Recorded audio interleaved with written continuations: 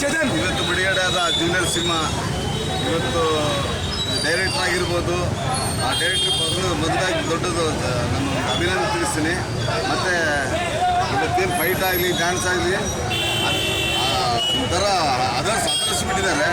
ಇವತ್ತು junior cinema ಅಂತಂದರೆ ಅದರೊಳಗೆ ಹೋದವರು ಅದು ಟೈಮ್ ಯಾವಾಗ ಆಯಿತು ಯಾವಾಗ ಇಲ್ಲ ಅನ್ನೋದು ಗೊತ್ತಾಗಲ್ಲ, ಕಣ್ಣೀರು ಹಾಕೇ ಬರ್ತೀರಾ. ಆದರೆ ಸಿನಿಮಾ ಸ್ಲೋಲಿ ತಗೊಂಡೋಗಿ ಲಾಸ್ಟಿಗೆ ಕಣ್ಣೀರು ಹಾಕ್ಯಂತಲೇ ಬರಬೇಕು. ಸಿನಿಮಾ ಮಾತ್ರ ಬಹಳ ಹಿಟ್ಟಾಗೈತೆ.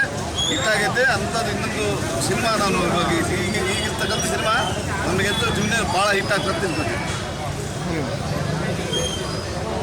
ಇವತ್ತೇನು ಜೂನಿಯರ್ ಫಿಲಿಮು ಅದ್ಭುತವಾಗಿ ಸೂಪರಾಗಿ ಬಂದಿದೆ.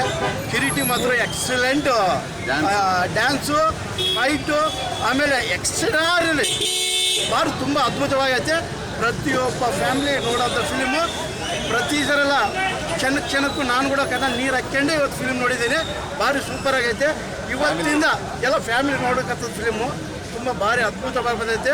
ಎಂತೆಂಥ ದೊಡ್ಡ ದೊಡ್ಡ ಹೀರೋಗಳು ಮಾಡಿರಲ್ಲ ಗೊತ್ತಿಲ್ಲ, ಜೂನಿಯರೆಲ್ಲ ಸೀನಿಯರ್ ಅಂತಲೇ ಈ ಫಿಲ್ಮ್ಗೆ ಇಡಬೇಕಾಗಿತ್ತು ಆ್ಯಕ್ಚುಲಿ. ಅದು ಕೂಡ ಭಾರಿ ಸೂಪರಾಗಿದೆ ಫಿಲಮು. ಡೈರೆಕ್ಟ್ರು ಆಮೇಲೆ ನಮ್ಮ ಸಾಯಿ ನಿರ್ಮಾಪಕರು ಕೂಡ ಭಾರಿ ಅದ್ಭುತವಾಗಿ ಫಿಲ್ಮ್ ಭಾರಿ ಚೆನ್ನಾಗಿ ತಂದುಕೊಟ್ಟಿದ್ದಾರೆ.